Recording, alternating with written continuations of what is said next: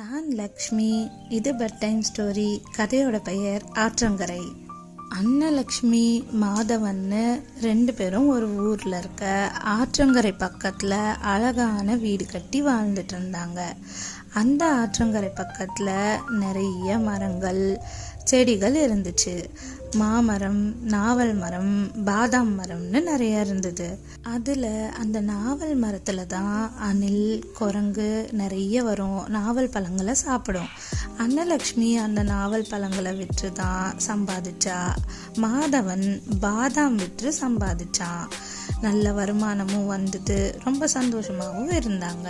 அந்த ஊரில் இருக்க ராகவன், என்ன இவங்களுக்கு மட்டும் இந்த மரம் சொந்தம் போல, இவங்களே எல்லாத்தையும் விற்று நல்லா சம்பாதிக்கிறாங்க, நாளையிலேருந்து நாமளும் இதை செய்யலாம் அப்படின்னு யோசிச்சுட்டே தூங்க போனான். அடுத்த நாள் மாதவன் காலையிலேயே எழுந்து பழங்களை பறித்து விற்பனைக்காக போயிட்டான். அதுக்கப்புறம் தான் ராகவன் அங்கே வந்தான். மரத்தை பார்த்தா ஒரு பாதாம் கூட இல்லை. அவனுக்கு ரொம்பவே கோபம் வந்தது.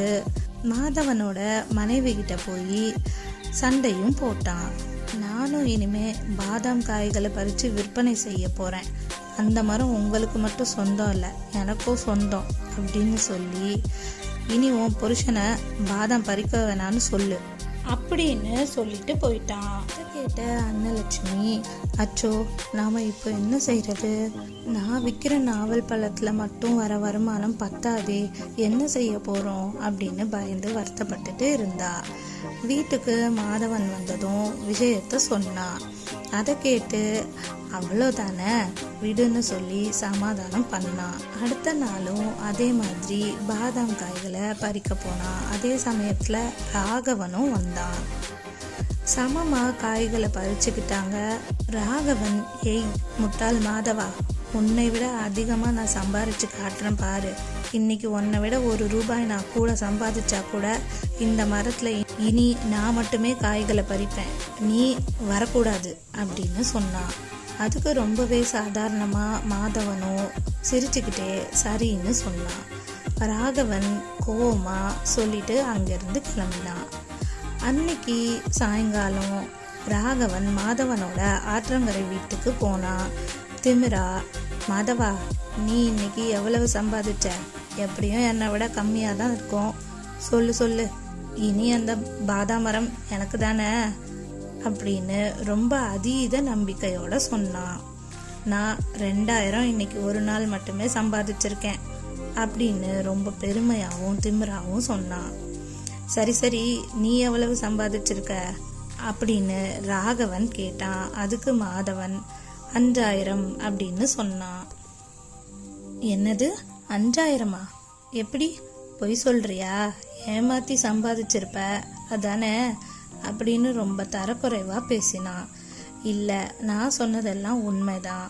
அது எப்படி? நீயும் என் அளவு தானே காய்களை பறிச்ச, அப்புறம் எப்படி உனக்கு மட்டும் 5000 அப்படின்னு கேட்டான். மாதவன் சொன்னான், நான் இந்த காய்களை இன்னைக்கு நம்ம பக்கத்து ஊருக்கு போய் தான் வித்துட்டு வந்தேன். காய்களை விற்கும்போது நான் சொன்னேன், இது சுத்தமான ஆற்றங்கரை தண்ணீரில் வளர்ந்தது, அங்கு சுத்தமான காற்றும் இருக்கு, அதனால இந்த காய்கள் எந்த கலப்படமும் இல்லாமல் ஒரிஜினலாக அப்படியே பறிச்சுட்டு வந்திருக்கேன். ருசியோ ரொம்பவே தனிவிதமாக இருக்கும், சாப்பிட்டு பாருங்க அப்படின்னு சொல்லி அந்த காய்களையும் கொடுத்தேன். அந்த ஊரில் இருக்க மக்களுக்கு ரொம்பவே பிடிச்சது. எல்லாரும் நான் சொன்ன விலையை விட அதிகமாகவே வாங்கினாங்க. நாளைக்கு இன்னும் சில வீடுகளுக்கு வேணும்னு இன்னைக்கே எனக்கு முன்பணமும் கொடுத்துருக்காங்க அப்படின்னு மாதவன் சொன்னான். அப்புறம் நீ இந்த ஊரில் தான் விற்பனை செய்வேன்னு எனக்கு நல்லா தெரியும், அதான் நான் கொஞ்சம் என்னோட புத்திசாலித்தனத்தை உபயோகிச்சு இப்படி செஞ்சேன், எனக்கு நன்மையே நடந்தது. அதனால் நீயும் நானும் சேர்ந்தே இந்த காய்களை விற்று நிறைய சம்பாதிக்கலாம், சந்தோஷமாகவும் இருக்கலாம் அப்படின்னு மாதவன் சொன்னான். ராகவனும் அவனோட தப்பை உணர்ந்து அவனோட கெட்ட எண்ணங்களையும் விட்டான்.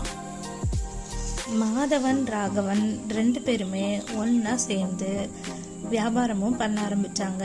நல்லா சம்பாதிச்சாங்க.